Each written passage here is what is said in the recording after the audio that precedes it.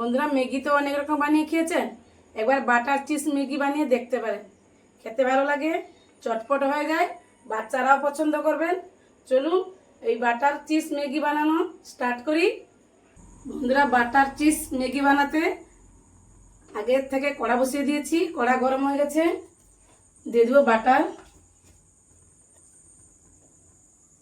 দেবো দুটো শুকনো লঙ্কা, আর 10টা রসুন কোয়া, আর টমেটো। এগুলোকে আমি একটু ভেজে নিব 5 মিনিট, মিডিয়াম টু লো আছে। গন্ধ যা বেরিয়েছে, সেন্ট। বন্ধুরা, হয়ে গেছে। আমি গ্যাস বন্ধ করে দিলাম। একটা মিক্সার নিয়েছি, মিক্সারে পেস্ট করে নিব। পেস্ট করে নিয়ে আসছি, অবশ্যই ঠান্ডা করে পেস্ট করবেন। বন্ধুরা দেখুন, পেস্ট করে নিয়ে চলে এসেছি। এই যে কড়াতে টমেটো ভেজেছিলাম, ওই কড়াতে আবারও বাটার দিয়ে দিব।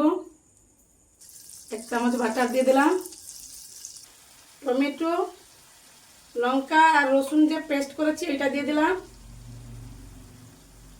এতে দিয়ে দেবো 1/2 চামচ কাশ্মীরি লাল লঙ্কা গুঁড়ো, 1 চিমটি হলুদের গুঁড়ো। মিক্সার ধোয়া জলটা দিয়ে দিলাম, পরিমাণ মতন জল দিয়ে দিলাম। জলটা ফুটে আসুক। এই জলটা ফুটে এসছে, দিয়ে দেবো ম্যাগি।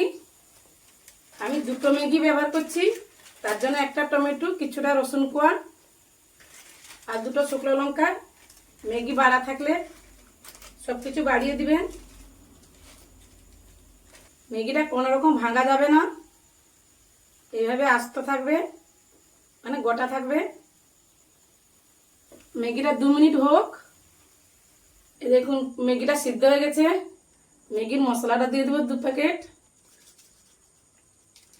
2 প্যাকেটে 2টো প্যাকেট থাকে না, বাটার চিজ ম্যাগি বলেছি তো, চিজ তো দিতে হবে। এই দেখুন,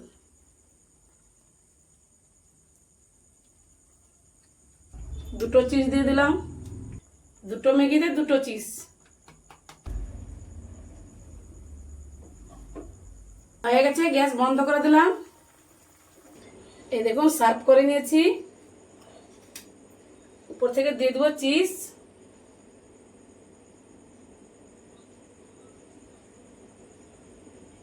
দেখুন, সার্ভ করে নিয়েছি।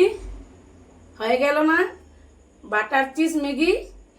বাড়িতে অবশ্যই ট্রাই করো, কিন্তু খেতে ভালো লাগে, চটপট হয়ে গেল না?